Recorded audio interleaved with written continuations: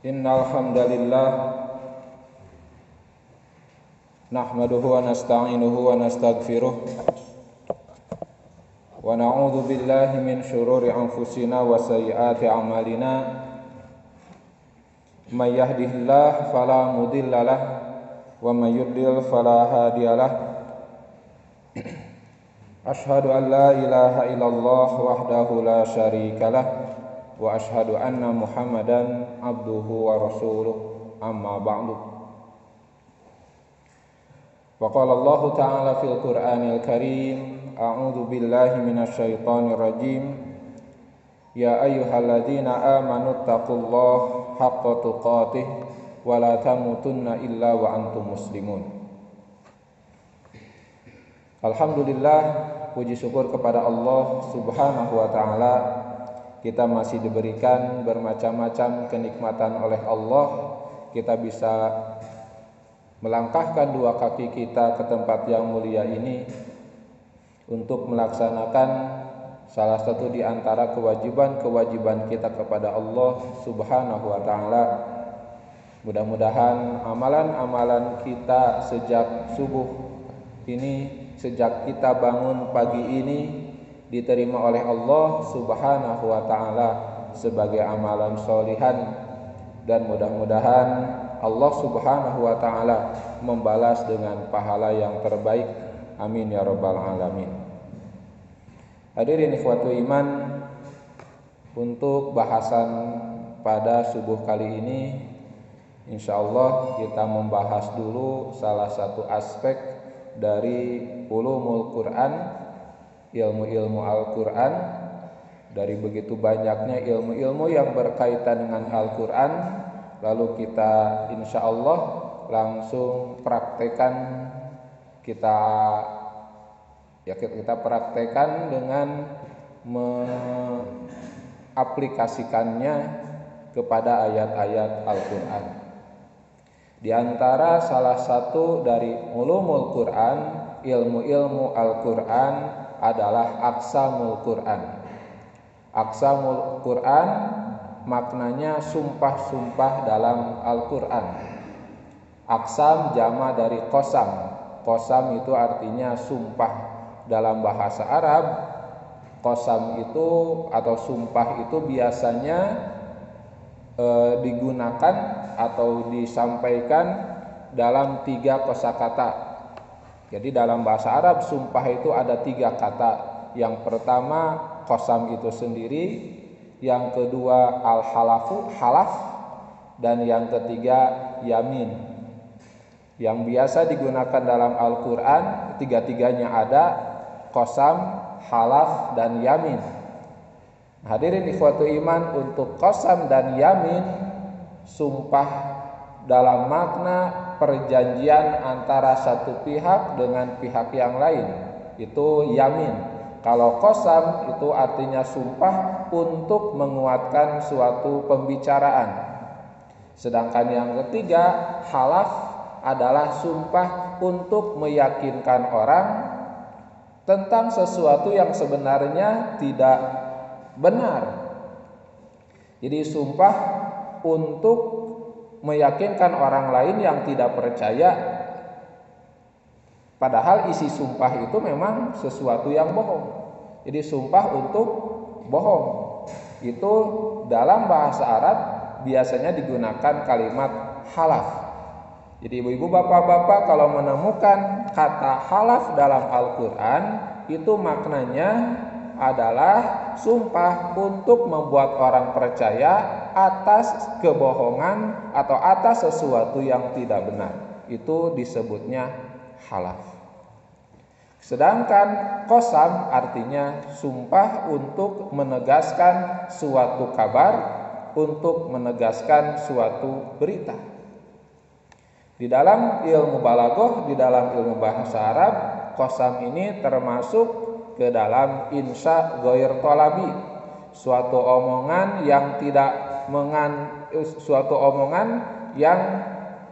mengandung benar atau bohong. Dalam arti suatu omongan disampaikan ketika sesuatu itu belum terjadi. Jadi ketika sesuatu belum terjadi, supaya ada, supaya jadi, maka diomongkan. Ini namanya insya. Nah, insya itu ada yang tolabi, sifatnya tuntutan, ada yang goer tolabi, bukan tuntutan. Bedanya insya dengan kalimat biasa atau khobar dalam bahasa yang lain. Jadi omongan atau pembicaraan itu ada insya, ada khobar. Khobar itu kalimat berita, pernyataan. Sedangkan insya adalah omongan yang kandungannya hanya bisa terwujud apabila sudah diucapkan.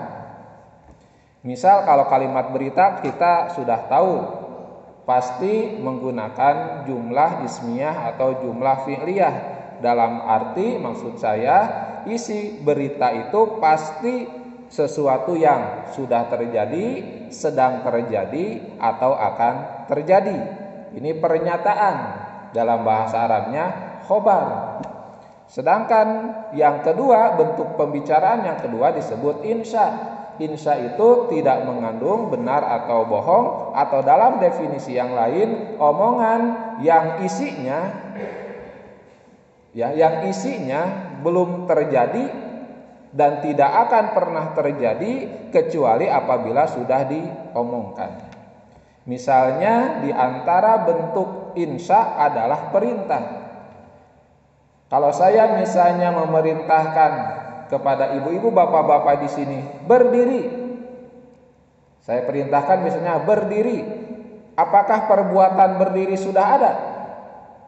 Belum, semuanya masih duduk. Lalu saya perintahkan berdiri. Nah, omongan seperti ini disebut insya, sebab omongan yang kandungannya belum terjadi dan tidak akan pernah terjadi kecuali kalau sudah diomongkan, baru kandungan itu akan terjadi.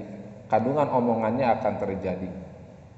Selain perintah ada juga larangan, ada pertanyaan, ada tamani, dan ada nida atau panggilan. Rinciannya insya Allah mungkin dalam kesempatan yang lainnya. Kembali lagi hadirin ikhwatu iman, qasam ini termasuk jenis insya, tapi insyanya goer tolabi, insyanya bukan tuntutan. Sederhananya, insya goer tolabi itu adalah sama dengan khobar, tapi lebih dikuatkan. Jadi insya goer tolabi itu salah satu maknanya sama sebenarnya dengan khobar, isinya pernyataan, isinya berita, tetapi lebih dikuatkan, tetapi lebih ditegaskan. Kemudian lagi hadirin ikhwatu iman, jadi qasam atau sumpah yang Allah sampaikan di dalam Al-Quran, kandungannya atau isinya adalah suatu berita yang dikuatkan, suatu berita yang sangat penting, bahkan seringkali tidak dipercaya oleh orang yang mendengar, tidak dipercaya oleh manusia, sehingga sering dikuatkan, sehingga harus dikuatkan. Nanti penguatnya berupa huruf-huruf penguat seperti sesungguhnya, sungguh. Kalau dalam bahasa Arab ada inna, ada la. Bahkan sumpah itu sendiri adalah penguat omongan. Nah hadirin ikhwatu iman,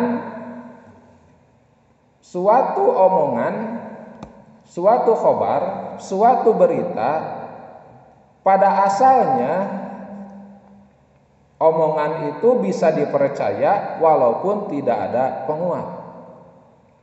Tapi apabila dirasa pendengar atau mustami ragu-ragu atau tidak yakin atau bahkan tidak percaya, maka omongan itu harus diberi penguat.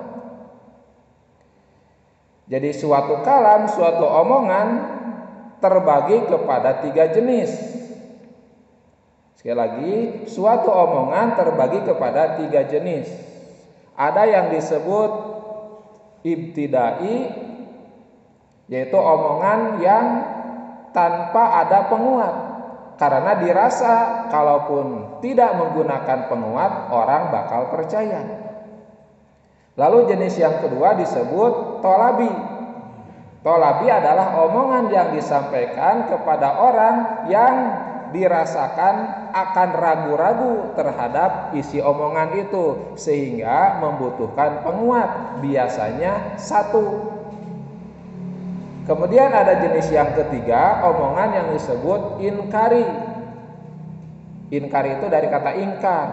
Jadi omongan yang disampaikan kepada orang-orang yang dirasa apabila disampaikan mereka akan ingkar, maka memerlukan penguat lebih dari satu, bisa dua, bahkan bisa tiga. Jadi hadirin ikhwatu iman, ditinjau dari pendengarnya, ditinjau dari mustami'nya, omongan itu ada tiga jenis. Yang pertama ibtidai, omongan tanpa penguat. Yang kedua tolabi, omongan yang menggunakan satu penguat karena dirasakan pendengar akan ragu-ragu. Dan yang ketiga inkari, omongan yang disampaikan kepada orang-orang yang dirasa akan ingkar terhadap isi omongan tersebut. Biasanya menggunakan penguat lebih dari satu, bisa dua atau tiga. Hadirin ikhwatu iman, jamaah yang sama-sama mengharapkan keridhaan Allah Subhanahu wa taala. Selanjutnya ada yang disebut dengan rukun-rukun qasam, arkanul qasam, rukun-rukun qasam. Rukun qasam itu setidaknya ada tiga. Yang pertama adat qasam atau huruf qasam, huruf yang fungsinya untuk sumpah. Biasanya di dalam bahasa Arab atau dalam Al-Quran menggunakan huruf waw. Misalnya kita sebagai manusia, misalnya kita berbicara dengan sesama, kemudian kita bersumpah, biasanya kita bersumpah menggunakan waw. Wallahi. Misalnya kita bersumpah atas nama Allah, wallahi. Nah, huruf qasamnya, huruf yang digunakan untuk bersumpahnya adalah huruf waw. Wallahi. Biasanya juga kadang-kadang menggunakan ta, tallahi. Dan bisa juga menggunakan ba, billahi. Jadi ibu-ibu, bapak-bapak, kalau kita bersumpah bisa wallahi, billahi atau tallahi. Nah, waw, ba, dan ta itu disebut dengan huruf qasam. Huruf untuk bersumpah atau kata yang menunjukkan sumpah. Lalu kedua, rukun yang kedua yaitu muqsambih. Muqsambih. Muqsambih itu adalah sesuatu yang dijadikan sumpah. Misalnya kalau tadi saya contohkan, saya bersumpah dengan mengatakan wallahi, maka kata Allah atau Allah itu menjadi muqsambih, sesuatu yang dijadikan sumpah. Atau kalau kita ambil contoh dalam Al-Quran, misalnya wal asri, demi masa, demi waktu, maka waktu itu disebut muqsambih. Rukun sumpah yang disebut muqsambih, sesuatu yang dijadikan sumpah. Atau misalnya wal adiyati, demi kuda-kuda perang, maka kuda di sana menjadi muqsambih. Rukun yang ketiga dari qasam adalah muqsam alaih, atau dalam bahasa Arab disebut juga jawab qasam, yaitu isi berita yang dikuatkan tadi. Jadi sekali lagi, fungsi qasam, fungsi sumpah adalah untuk menguatkan omongan. Omongan yang dikuatkan disebutnya muqsam alaih. Hadirin ikhwatu iman, itulah yang disebut dengan qasam atau aqsamul Quran, qasam, sumpah. Nah, sesederhana itu teorinya sebetulnya. Tapi hadirin ikhwatu iman, mari kita coba merenungkan, mari kita coba aplikasikan teori ini ke dalam Al-Quran. Mudah-mudahan nanti ibu-ibu, bapak-bapak bisa mengamalkannya di ayat-ayat yang ibu-ibu, bapak-bapak temukan ketika membaca Al-Quran. Sebab tidak cukup memahami Al-Quran hanya dari terjemahan. Ruhnya tidak akan dapat. Makanya kita diperintahkan untuk mempelajari bahasa Arab. Agar apa? Agar ketika kita membaca ayat-ayat Al-Quran, kita mendengar atau membaca hadis-hadis Rasulullah yang berbahasa Arab, kita bisa langsung merasakan indahnya. Kalau itu ayat-ayat tentang keindahan, atau kita bisa merasakan langsung pedihnya ketika ayat-ayat tentang kepedihan. Berbeda dengan kita hanya membaca dari terjemahnya saja. Umar bin Khattab mengatakan, ta'allamul arabiyyah, pelajarilah oleh kalian bahasa Arab. Sebab bahasa Arab itu bahasa Al-Quran, bahasa Rasulullah Shallallahu Alaihi Wasallam, dan bahasa ahli surga. Maka hadirin ikhwatu iman, tidak ada kata terlambat untuk belajar bahasa Arab. Nah, salah satu yang disampaikan adalah pada subuh hari ini kaitan dengan salah satu kaidah dalam bahasa Arab, tapi langsung ke ilmu balaghahnya atau ilmu ma'aninya, ilmu tentang makna-makna omongan. Baik hadirin ikhwatu iman, mari kita aplikasikan ke dalam surat yang kita hafal. Surat yang pendek saja, misalnya surat Al-Asr tadi. Allah Subhanahu wa taala berfirman, A'udzu billahi minasyaitonir rajim. Bismillahirrahmanirrahim. Wal 'asr. Innal insana lafi khusr. Illal ladzina amanu wa 'amilus sholihat wa tawassaw bil haqq wa tawassaw bis sabr. Wal 'asr, demi masa, demi waktu. Di sini hadirin ikhwatu iman, di ayat ke-1 ini sudah ada dua rukun sumpah tadi, dua rukun qasam tadi.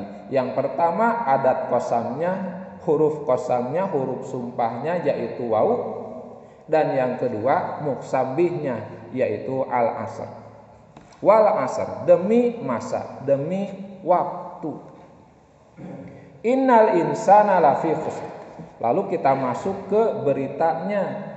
Innal insana lafi khusr. Sesungguhnya manusia itu lafi khusrin, benar-benar di dalam kerugian. Jadi hadirin ikhwatu iman, adat qasamnya wau, muqsam bihnya al-asr, muqsam alaih atau jawab qasamnya innal insana lafi khusrin illal ladzina amanu wa amilus sholihat wa tawassaw bil haqq wa tawassaw bis sabr. Itu muqsam alaihnya. Hadirin ikhwatu iman, dalam penjelasan para ahli tafsir, ketika Allah Subhanahu wa taala bersumpah menggunakan salah satu makhluknya, maka hal ini menunjukkan bahwa sesuatu itu adalah sangat penting dan harus diperhatikan. Maka ketika Allah bersumpah dengan waktu, dengan masa, wal asri, demi masa, innal insana lafi khusr, maka masa, waktu adalah sesuatu yang sangat penting. Bahkan kalau kita kaitkan, kita lihat munasabah ayatnya, kaitan satu ayat dengan ayat lainnya, pantas kalau muqsam bihnya Allah bersumpah dengan masa ketika Allah hendak menjelaskan bahwa manusia itu dalam kerugian. Innal insana lafi khusr. Sesungguhnya manusia itu benar-benar dalam kerugian. Muqsam alaihnya menjelaskan tentang sesuatu yang membuat rugi. Apa hakikatnya atau apa sesuatu yang membuat rugi manusia? Waktu. Sampai-sampai orang barat saja menyatakan time is money. Waktu itu adalah uang. Kenapa? Karena apabila waktu tidak digunakan dengan sebaik-baiknya, keuntungan duniawi berupa uang bisa hilang, bisa habis. Apalagi kita yang orientasi hidup bukan hanya dunia tapi akhirat. Ketika waktu tidak digunakan dengan sebaik-baiknya, maka kita termasuk orang yang sangat rugi. Tapi hadirin ikhwatu iman, Ternyata walaupun Allah Subhanahu wa taala sudah tegaskan orang yang tidak menggunakan waktu itu termasuk orang yang rugi, tapi masih banyak orang yang tidak menggunakan waktu dengan sebaik-baiknya. Itu sebabnya Allah Subhanahu wa taala di ayat ini menggunakan penguat lebih dari satu, sehingga innal insana lafi khusrin masuk ke dalam kategori inkari. Hadirin ikhwatul iman, mungkin kalau saya tanya satu-satu di sini, waktu penting tidak? Semuanya akan menjawab penting. Atau saya tanyakan kepada siswa-siswa di sekolah, mahasiswa di kampus, waktu penting tidak? Pasti semua secara lisan akan menjawab penting. Tapi pertanyaannya, apakah semua orang menggunakan waktu dengan sebaik-baiknya? Ternyata hadirin ikhwatul iman, tidak semuanya. Artinya juga secara lisan, secara ilmu, dalam otak, dalam pikiran, mereka tahu waktu itu penting. Tetapi hadirin ikhwatul iman, secara keyakinan, iman tidak cukup kuat untuk mendorong dirinya memanfaatkan waktu dengan sebaik-baiknya. Itu sebabnya Allah menggunakan penguat lebih dari satu, menunjukkan banyak orang yang ingkar walaupun lisannya tidak. Innal insana lafi khusrin. Jadi penguatnya ada berapa? Yang pertama tadi wal asri, sumpah itu sendiri adalah penguat, itu sudah satu. Kemudian yang kedua lafaz inna, sesungguhnya, itu juga adalah penguat. Kemudian ada lafaz la, innal insana la. La itu adalah harfu taukid juga, lafaz untuk menguatkan. Innal insana lafi khusrin, sesungguhnya, sumpah, sesungguhnya manusia itu benar-benar fi khusrin, dalam kerugian. Manusia yang mana? Di sini Allah juga menggunakan isim, menggunakan alif lam, al insan, menunjukkan la nafi, disebutnya alif lam ta'rif. Alif lam untuk menunjukkan jenis, atau disebut juga alif lam jinsiyah, jenis manusia, artinya semua jenis manusia itu rugi. Kenapa? Karena mereka ingkar, tidak memanfaatkan waktu dengan sebaik-baiknya. Baru Allah Subhanahu wa taala menyebut eksepsi, menyebut pengecualian, illal ladzina amanu wa amilus solihat wa tawasau bil haq wa tawasau bis sabr. Kecuali orang-orang yang beriman dan mereka mengamalkan amal soleh, wa tawasau bil haq, dan mereka mengamalkan, saling mewasiatkan dalam kebenaran dan saling mewasiatkan dalam kesabaran.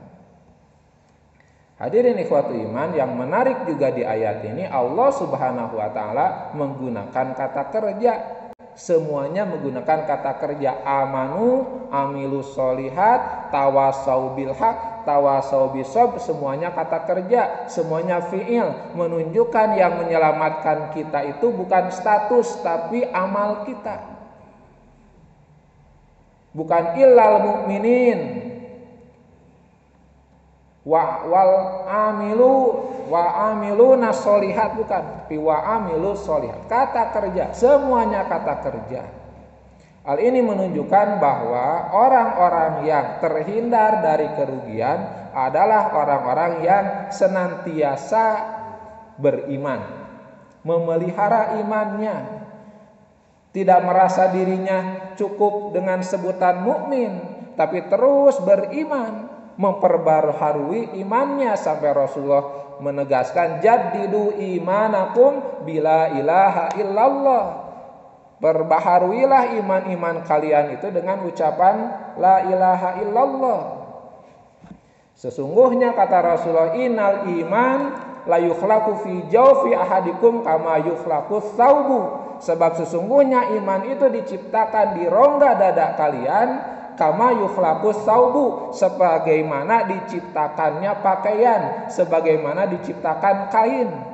Kain itu kalau dibiarkan dipakai terus dibiarkan tidak dicuci akan lapuk, akan kotor, akan luntur, akan hilang, akan mudah sobek kalau tidak dijaga. Nah, demikianlah kata Rasulullah, iman diciptakan di diri kita persis seperti kain, mudah kotor, mudah sobek apabila tidak dipelihara, apabila tidak dijaga, akan hilang, akan rusak, bahkan mungkin mudah bau juga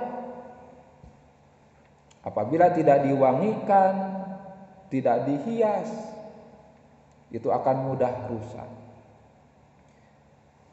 Dan yang menarik hadirin ikhwatu iman, di ayat ini Allah tidak sedang menjelaskan orang-orang yang beruntung, tapi Allah menjelaskan orang-orang yang rugi. Artinya yang mengamalkan 4 tadi, iman, amal soleh, tawasau bil haq, tawasau bis sabr, itu bukan beruntung, itu baru terhindar dari rugi, belum tentu beruntung.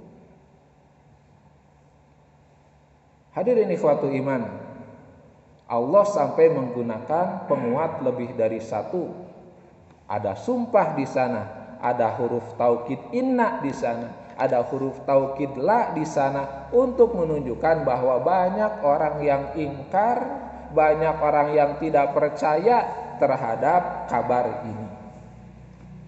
Hadirin ikhwatu iman, mari kita coba aplikasikan ke surat yang lain, surat yang sudah kita hafal juga, surat Al-Adiyah. Yang bawa Quran silahkan bisa dibuka. A'udzu billahi minasyaitonir rajim. Bismillahirrahmanirrahim. Wal 'adiyati dhabha fal muriyati qadha fal mughirati subha fa asarna bihi naqa'a fa wasatna bihi jam'a innal insana li rabbih lakanud. Sampai sana dulu kita baca. Wal 'adiyati dhabha, demi kuda perang dhabha yang nafasnya terengah-engah. Wal 'adiyati dhabha fal muriyati qadha. Fal muriyati qadha maknanya yang keluar percikan-percikan api ketika dia berlari. Fal mughirati subha, yang menyerang di waktu subuh. Fa'asarna bihi naq'a, maka berterbangan debu-debu. Fawasatna bihi jam'a, dan dia menyerang langsung ke tengah-tengah. Hadirin ikhwatu iman, 2 rukun qasam disebut sampai ayat ke-5. Jadi jawab qasamnya belum. Wal 'adiyati dhabha, huruf qasamnya, adat qasamnya sama dengan yang tadi waw. Muksambihnya kuda, tapi Allah rinci satu-satu sifatnya. Wal 'adiyati dhabha. Wal 'adiyati dhabha, kuda yang terengah-engah larinya. Jadi bukan kuda yang diam di istal, diam di kandangnya. Fal muriyati qadha, yang keluar percikan-percikan api ketika dia berlari. Wal mughirati subha, yang menyerang di waktu subuh. Fa'asarna bihi naq'a, sampai debu-debu berterbangan. Fawasatna bihi jam'a, dan mereka menyerang ke tengah-tengah langsung. Baru Allah Subhanahu wa taala menyebut muksam alaihnya atau jawab qasamnya. Innal insana li rabbihi lakanud, sesungguhnya manusia itu li rabbihi, kepada Allah, kepada yang mengurusnya, lakanud, benar-benar kufur, tidak tahu berterima kasih. Hadirin ikhwatu iman, sekali lagi kita coba hubungkan muksamih dengan muksam alaih. Muksam alaihnya, Allah ingin menegaskan bahwa manusia itu banyak yang tidak bersyukur, banyak yang kufur. Lalu Allah Subhanahu wa taala bersumpahnya menggunakan kuda. Mari kita bandingkan kuda dengan hamba-hamba Allah yang namanya manusia. Wal 'adiyati dhabha, khususnya kuda perang. Allah gambarkan sifatnya kuda-kuda perang itu wal adiyati dobha. Dobha, lari terengah-engah. Hos-hosan, ngos-ngosan. Wal adiyati dobha. Hadirin ikhwatu iman, kuda perang dipakai untuk apa? Namanya juga kuda perang, berarti dipakai untuk perang. Allah gambarkan fal muriyati qadha, larinya kencang, yang derap kakinya mengeluarkan percikan-percikan api. Fal mughirati subha, menyerangnya di waktu subuh. Sampai debu-debu berterbangan, fa'asar nabihi naqa, fawasat nabihi jam'a, dan mereka ke tengah-tengah langsung menyerang. Hadirin ikhwatu iman, kuda perang. Begitu berterima kasihnya kepada yang ngurus, sampai diajak perang yang taruhannya nyawa dia mau. Padahal kuda diberi oleh pengurusnya apa? Fasilitasnya apa? Fasilitas makanan, apa makanan kuda? Bahasa Sundana ongok, hampas tahu, atau agak mendingan rumput jerami. Fasilitas yang lain apa? Apakah dikasih baju? Tidak. Tempat tinggal bagaimana? Seadanya. Tapi diajak perang yang taruhannya mau. Bahkan saking semangatnya dobha, terengah-engah, lari begitu kuat sampai keluar percikan api. Kapan? Subuh-subuh. Di waktu makhluk-makhluk yang lain mungkin masih tidur. Fa'asar nabihi nak'a, sampai debu-debu berterbangan. Bahkan nyerangnya bukan seselumputan dari pinggir, ngadodoho, bukan, langsung ke tengah-tengah musuh. Untuk apa? Berterima kasih kepada yang ngurus. Walaupun fasilitas yang diberikan seadanya oleh tuannya, tapi hadirin ikhwatu iman, pengabdiannya luar biasa, mempertaruhkan nyawa. Lalu Allah tegaskan muksam alaihnya, innal insana li rabbihi lakanud, beda dengan manusia. Innal insan, sesungguhnya manusia, li rabbihi. Nah, hadirin ikhwatu iman, di sini Allah menggunakan kata Rob. Rob itu maknanya bukan Tuhan, tapi pengurus. Makanya dalam bahasa Arab ada yang disebut Robbatul Bait atau Robbul Bait, pembantu rumah tangga. Menggunakan kata Rob juga. Li Rabbihi, kepada Allah yang mengurusnya, yang memberi fasilitas hidupnya. Tadi kita bandingkan Allah memberi pengurus kuda, memberi makan kuda, fasilitasnya apa? Sisa hampas tahu, rumput yang kita anggap sebagai hama dari tanaman, yang jadi makanan manusia apa? Yang baik-baiknya. Kalau manusia yang dimakan itu berasnya, kuda yang dimakan gabahnya atau apa? Jeraminya, huutna.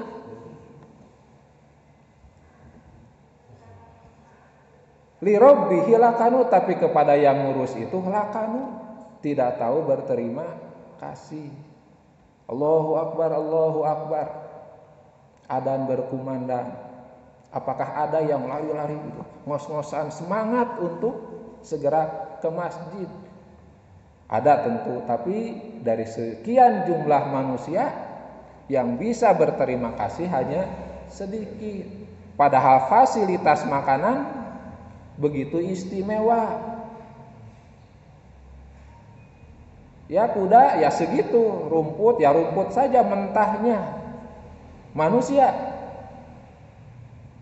Dari beras saja bisa sampai berbagai jenis makanan, dari tepungnya bisa jadi berbagai jenis kue dan lain-lain.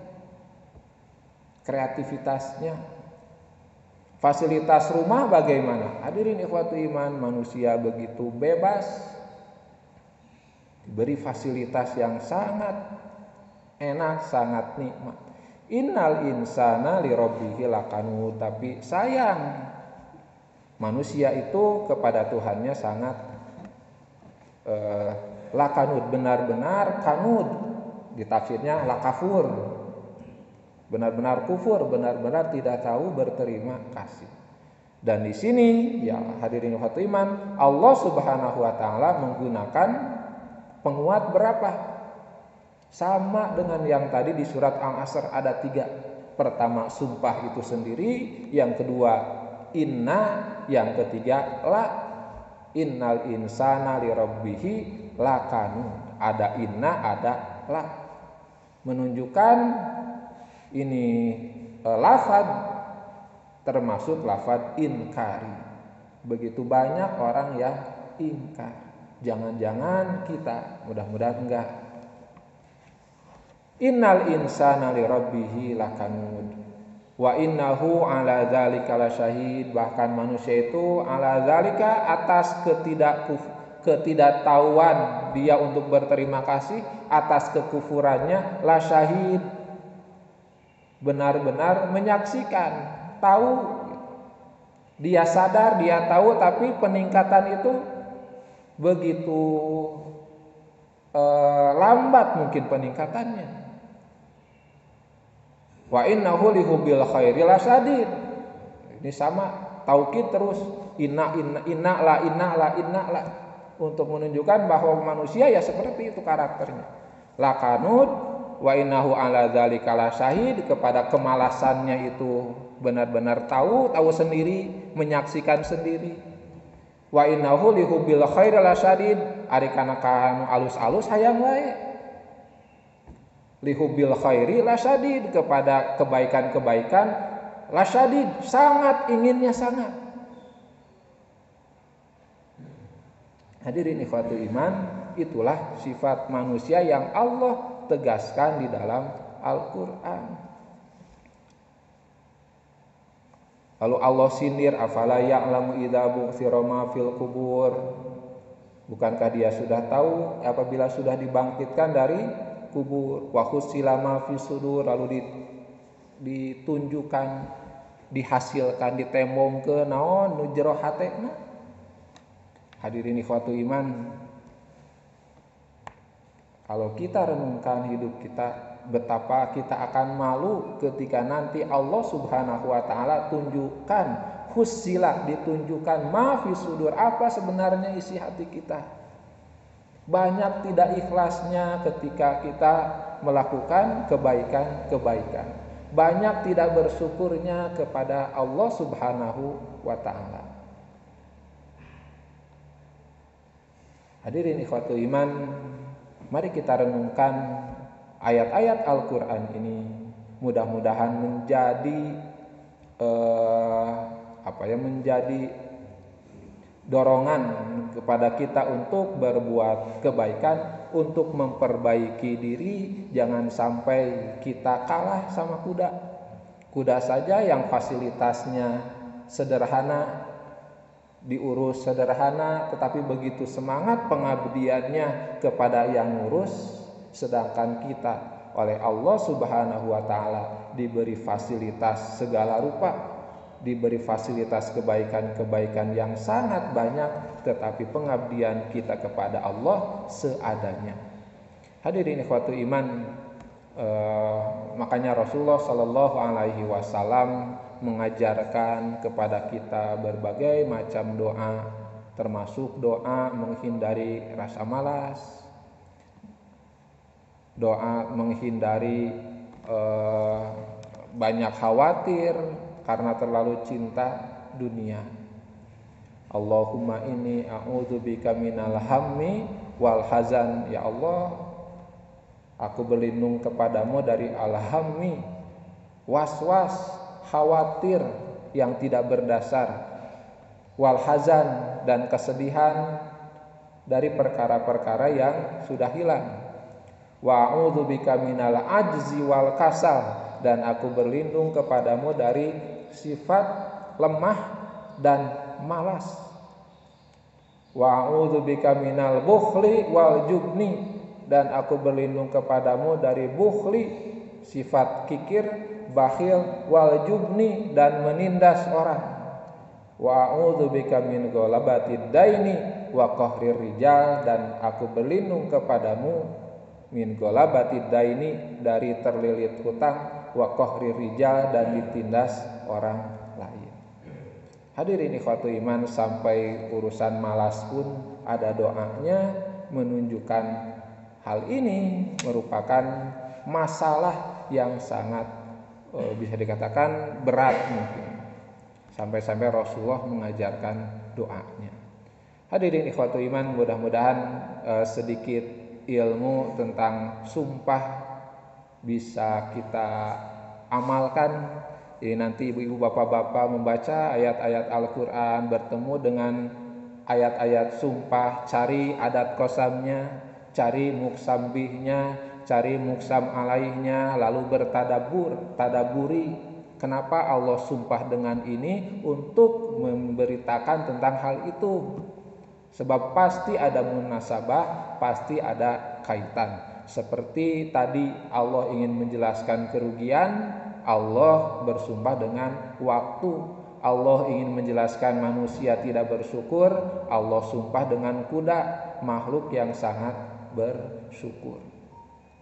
Mudah-mudahan hadirin ikhwatu iman kita mampu lebih faham terhadap Al-Quran, mentadaburi Al-Quran, sehingga kita bisa mengambil hikmah-hikmah dalam Al-Quran. Bukan hanya kita membaca Al-Quran suaranya saja, hanya bacaannya saja, tanpa pemahaman yang dari hari ke hari semakin mendalam, semakin faham. Itu saja yang bisa disampaikan. Sekali lagi mudah-mudahan ada manfaatnya. Mohon maaf apabila ada kekurangan, kesalahan. Insya Allah mudah-mudahan Allah memberikan kesempatan untuk bertemu kembali pada kesempatan-kesempatan yang lainnya.